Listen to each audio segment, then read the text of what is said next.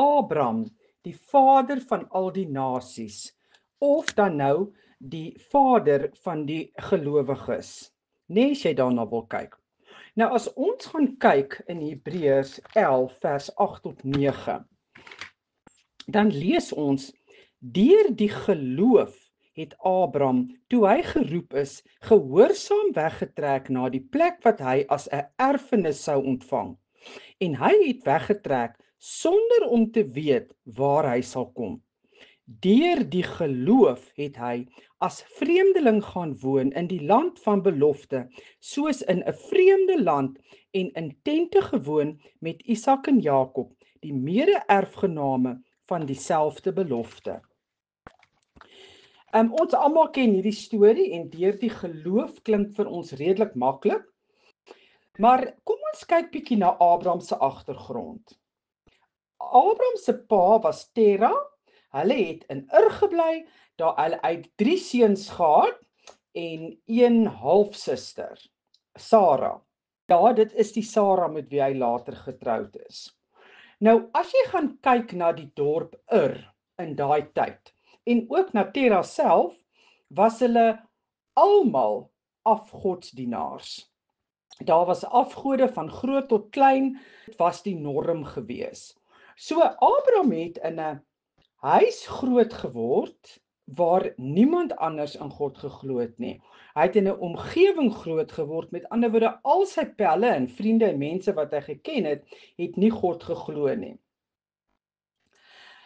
Wat ons wel weet is dat Tera 'n baie ryk en welgestelde man was, wat natuurlik vir Abraham ook ryk en 'n welgestelde man gemaak het.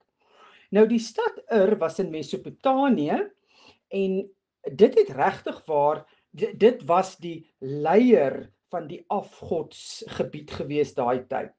Dit was ook die goue jare van Ur gewees en hulle was besig om 'n toring daar te bou, amper soos die toring van Babel van destyds. Alles vir afgodsdiens.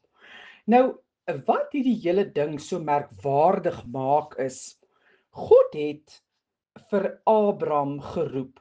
Nou, ons is nie seker hoe Abraham van God te hore gekom het en hoe hy besluit het om hom te dien nie. Maar God het hom geroep en Abraham het geluister. En hy het sy vrou, wie nou sy halfsuster Sara was, gevat, al sy slawe, daar was seker ander mense om hom wat dalk ook tot bekering gekom het, deur hom, ons is nie seker nie, maar al hierdie mense en diere wat baie was, het saam met hom getrek uit hierdie Ur uit. En onthou dat Abraham, behalwe dat hy die enigste persoon was wat God in geglo het, het hy ook nie geweet waantoe hy trek nie, want God het hom nie gesê waantoe nie. God het vir hom gesê, na die land wat ek vir jou sal wys. Nou, as 'n mens gaan kyk op die padkaart, dan het Abraham ongeveer 2400 kilometer moes trek. En dit was 'n baie lang trek gewees, want jy weet, mens moet elke nou en dan stop vir al die diere, daar moet water gekry word, daar moet kos gekry word. En ek dink dit was nogal 'n storieetjie gewees om elke keer al daai tente in goed op te slaan. Onthou, hulle het nie die tente wat ons vandag het, wat jy sommer net pop en dan is die ding op nie. Wat ons wel weet, is dat Abraham 'n geleerde man was. En hy was 'n baie ryk man. Party mense sê hy was dalk 'n tipe van 'n handeldrywer, maar ongeag dit, Abraham was ryk gewees en hy het getrek en het geluister. As ons gaan kyk in Genesis 12 vers 1 tot 3, en die Here het vir Abraham gesê, gaan nou uit jou land en uit jou familie en uit jou vader se huis na die land wat ek jou sal wys. En ek sal jou 'n groot nasie maak en jou seën en jou naam so groot maak dat jy 'n seën sal wees. En ek sal seën die gesene wat jou seën, en die wat jou vervloek sal ek vervloek. En in jou sal al die geslagte van die aarde geseën word.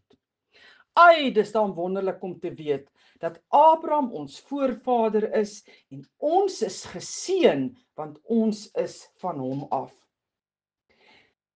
In die Nuwe Testament omtrent 67 keer van Abraham gepraat wat die model van geloof was.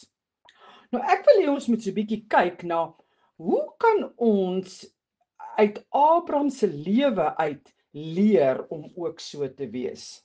Abraham het maar 'n vrees gehad vir mense.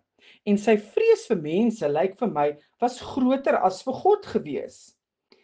En een van sy swakhede was sy vrou of halfsuster Sara gewees. Nou ons verstaan dat Sara 'n baie mooi vrou was. En ons moet ook verstaan in daai tyd was 'n vrou 'n besitting gewees. Sy was wat jy mee kon maak wat jy wil. En omdat hy gevrees het vir mense, het hy 2 keer. Eers een keer by die koning van Egipte, 'n farao, en die ander keer by Amalek wat hy gekom het wat hulle na sy vrou gekyk het en hy was so bang dat die mense hom gaan doodmaak. En hy het nie dit vertrou ook in God nie, dat hy sy vrou vir hulle gegee het en gesê het dit is sy suster. En sy vrou dan nou by hulle gaan bly as hulle vrou, hy het niks gesê nie, totdat hulle uitgevind het, maar dit is eintlik sy vrou. En selfs Farao het 'n vrees gehad vir God en geweet God kyk vir Abraham en daarom het hy sy vrou vir hom teruggegee. So ja, dit is absoluut wonderlik, né, dat God ten spyte daarvan van wat Abraham gedoen het, weer sy verhouding met Sara gerestoreer het en hulle weer kon saamleef. So nes ons was Abraham ook maar net vlees en bloed. Ons kan leer deur hulle voorbeelde, maar hulle het ook baie foute gemaak. En ek dink die ergste fout wat Abraham gemaak het, was toe hy vir Sara geluister het in Genesis 16 vers 1 tot 2. Dit is nou amper weer soos in die tuin van Eden, né, toe Adam vir Eva geluister het. Maar Sara, die vrou van Abraham, het vir hom geen kinders gebaar nie. En sy het 'n Egiptiese slavin gehad met die naam van Hagar. En Sara het vir Abraham gesê: "Jy weet die Here het my nie toegelaat om moeder te word nie. Gaan tog in by my slavin. Miskien sal ek uit haar gebou word." En Abraham het na Sara geluister.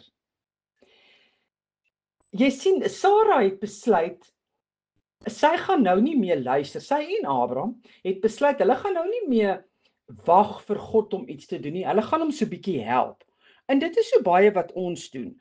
Ons wil God ook so bietjie help, want ons dink nie hy kan dit doen wat ons vra nie, en dan meng ons in en help op 'n verkeerde manier. Nou, wat het gebeur met Sara en Hagar en Abraham? Dit het een groot gemors geword, né? Dit het in 'n gemors verander, want Ismael is gebore. Op die ou einde moes Ismael en Hagar vlug en weggaan van Abraham hulle af. Maar God het nog steeds sy belofte gehou en hulle geseën.